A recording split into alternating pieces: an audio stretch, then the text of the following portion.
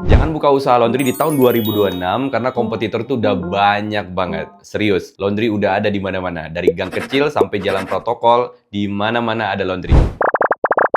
Lucunya, kalimat itu adalah kalimat yang sama persis saya dengar di tahun 2020 lalu. Atau tepatnya saat pertama kali saya kenal usaha laundry. Banyak orang bilang, Bisnis kok cuci baju? Ngapain sih buka usaha cuci baju? Mana ada orang yang mau laundry? Rata-rata orang udah punya mesin cuci sendiri. tapi faktanya bisnis laundry sampai sekarang terus ada dan di mana-mana. Bahkan ya, jujur, orang tua saya sendiri pertama kali waktu saya kerja, ngelamar jadi karyawan, jadi tukang setrika di salah satu laundry, itu mereka nggak setuju. Kuliah tinggi-tinggi ngapain jadi tukang cuci? Kalau kita baca berita nih ya, bisnis laundry ini juga termasuk bisnis yang cukup bagus dan punya masa depan karena dibutuhkan oleh banyak masyarakat. Dan saya pun merasakan sampai sekarang, alhamdulillah, usaha laundry saya terus berjalan. Dan ini yang paling menarik, saya sekarang bisa sharing kepada seluruh teman-teman yang ada di Indonesia yang berminat ataupun tertarik ingin membuka usaha laundry. Karena usaha laundry itu juga ada ilmunya loh. Berapa modal awal, alat apa aja yang dipakai, apa aja chemicalnya, bagaimana cara mencuci dengan baik dan benar. Dan semua itu saya kemas dalam bentuk video belajar untuk teman-teman yang tertarik dan ingin membuka usaha laundry kilauan ataupun laundry sepatu. Dan sekali lagi alhamdulillahnya nih, membernya udah sampai 1000-an orang. Dan dari itu aja saya bisa dapatkan pendapatan tambahan. Kuncinya adalah senang.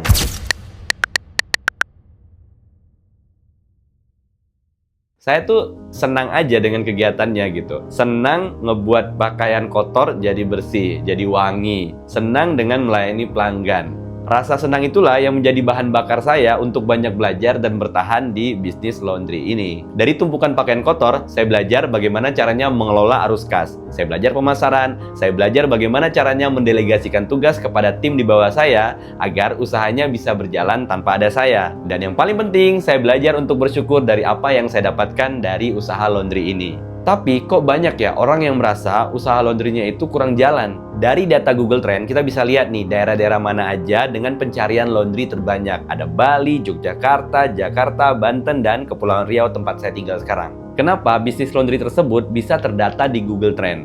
Bisa jadi karena mereka mendaftarkan bisnis mereka ke Google Business, atau mereka aktif di sosial media, buat konten, atau melakukan iklan berbayar di sosial media. Apapun itu, yang jelas kata kuncinya adalah mereka memanfaatkan digitalisasi.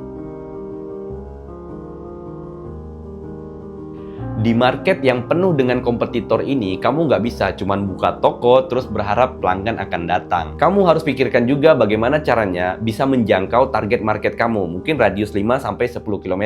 Bisa jadi dengan menggunakan iklan berbayar atau cara lainnya. Sulit banget, capek pasti. Tapi itulah bisnis. Bisnis itu seperti perjalanan yang panjang, capek, dan gak mudah. Tapi kalau kamu punya bahan bakarnya, senang ngejalanin semua ini, maka apapun halangan, apapun tantangannya, pasti akan bisa kamu lalui. Tapi kalau seandainya kamu aja udah gak senang, saya rasa sama seperti bisnis lainnya, lebih baik kamu jangan terjun ke dalam bisnis tersebut. Jika kamu masih bisa melihat pasarnya, bisa memanfaatkan digitalisasi, dan kamu senang untuk menjalankannya, saran saya, go ahead aja. Buka usaha kamu dan ambil peluangnya sekarang. Saya Imam, sampai jumpa di video selanjutnya.